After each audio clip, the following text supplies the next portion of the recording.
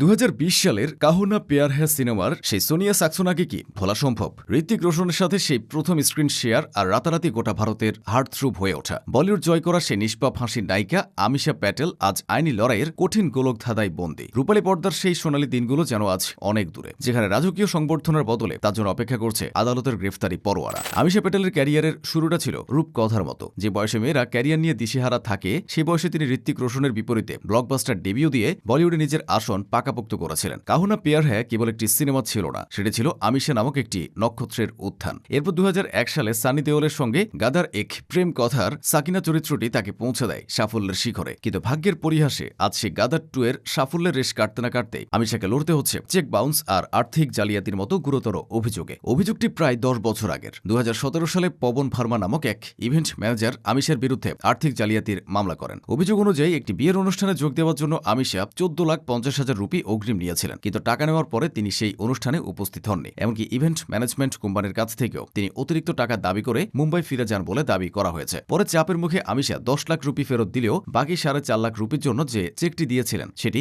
ব্যাংকে জমা দিতে বাউন্স করে। এই মামলাটি নিয়ে মোরাদাবাদ আদালত আমিশাকে একাধিকবার তলব করলেও তিনি হাজিরা দেননি। শুনানিতেও তার অনুপস্থিতি আদালতকে কঠোর হতে বাধ্য করেছে। বিচারক জানিয়েছেন, বারবার সুযোগ দেওয়ার পরও আইনের প্রতি অশ্রদ্ধা দেখানোর কারণেই এই গ্রেফতারি পরোয়ানা জারি করা হয়েছে। আগামী 27 মার্চ তাকে সশরীরে আদালতে হাজির হওয়ার চূড়ান্ত নির্দেশ দেওয়া হয়েছে। যদিও আমিশা এ অভিযোগ সম্পূর্ণ অস্বীকার করেছেন। তার দাবি এটি 15 বছর আগের ঘটনা এবং সব পাওনা সই সাবুত করেই মিটিয়ে দেওয়া হয়েছে। পবন ভার্মা উদ্দেশ্য প্রণোদিতভাবে এই মিথ্যা মামলা করেছেন বলে তিনি পাল্টা অভিযোগ তুলেছেন। আমিশার এই আইনি জটিলতা অনেককেই মনে করিয়ে দিচ্ছে অভিনেতা রাজপাল যাদবের কথা। রাজপালও একসময় 9 কোটি টাকার ঋণ শোধ করতে না পেরে চেক বাউন্স মামলায় জেল খেটেছিলেন। 12 দিনের সেই কারাবাস রাজপালের ক্যারিয়ারের এক অন্ধকার অধ্যায়। আমিশাও কি একই পরিণতির দিকে এগিয়ে যাচ্ছেন? এই প্রশ্ন এখন বলিউডের আনাচে কানাচে ঘুরপাক খাচ্ছে। ক্যারিয়ারের দীর্ঘ উত্থান পতনের পর 2023 সালে গাদার 2 দিয়ে আমিশা যখন রাজকীয়ভাবে কামব্যাক করলেন, তখন সবাই ভেবেছিল তার সোনালী সময় আবার ফিরবে। কিন্তু আইনি জটিলতা তার সেই ফেরার আনন্দকে ফিকে করে দিচ্ছে। আমিশা প্যাটেলের জন্ম 1975 সালের 9 জুন